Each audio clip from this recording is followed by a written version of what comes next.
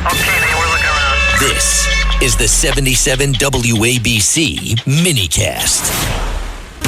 And we will get to Mayor Mamdani trying to hijack the St. Patrick's Day parade yesterday. But first, Congresswoman Hate, Congresswoman Keisha, Congresswoman Jasmine Crockett has officially hit rock bottom.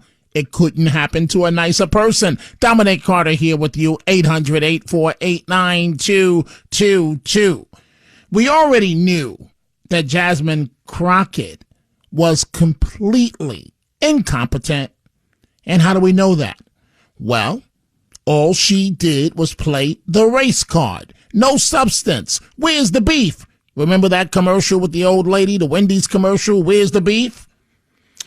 Well, it turns out that Jasmine Crockett, Congresswoman Hate, Congresswoman Keisha, she was actively writing checks, her campaign, to a wanted criminal that had felony warrants, used a fake name, was driving a fake cop car with stolen military plates to act as her armed personnel security.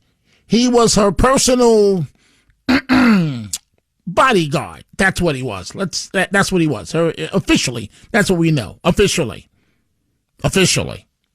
He was her bodyguard. Failing a background check this badly on a guy holding a gun standing next to you, as far as I'm concerned, it's grounds to be expelled from ever running from office again. But this is the world that we live in.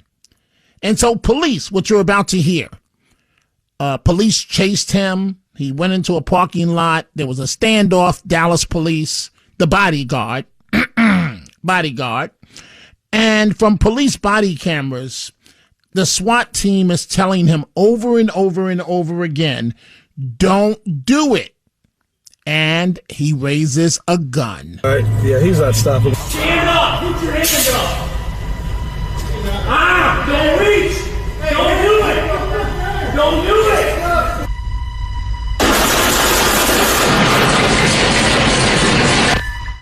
Well, that's what happens when you hold a gun up, and you clearly see on the video where the man holds up a gun. That's what happens when you hold a gun up to SWAT. The time for talk, the time for negotiation, it's over.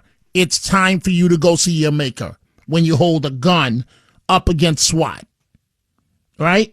So this guy who was her bodyguard had gone by a different, remember, she's street, she's hood, she's Congresswoman Hate, she's Congresswoman Keisha that lost badly in her bid for the U.S. Senate. And so he apparently had gone by a different name during his employment. And again, police said that this guy had multiple felony warrants and a parole violation warrant. And so what does Crockett do? She's still standing by her bodyguard. And she says that it was a tragic ending that we wish had been avoided for all. So this happened in a hospital parking lot Wednesday of last week. And I want you to hear this. We're going to get to Mayor Mamdani in a moment. I want you to hear this from the Fox News channel. Dallas police say that they opened fire and killed Congresswoman Jasmine Crockett's security guard after they tried to pull him over. He barricaded himself in a garage inside of his car. When he finally came out, he pulled a gun on those officers. Watch some of this newly released body camera footage. Stand up! Put your hand up! Don't reach! Don't do it! Don't do it! Dallas police say their investigation started after Irving police put out a bulletin about a car with a stolen government plate. Investigators learned the driver was Diamond Robinson, who went by the alias Mike King. Now, Robinson was Congresswoman Crockett's longtime security guard, seen here by her side during her recent run for U.S. Senate. Police say he was posing as a federal agent. He wore fake police uniforms frequently and then ran a bogus business using fake credentials credentials, placing legitimate police officers in off-duty jobs. Police also say the gun he was holding was stolen and was one of 11 firearms found.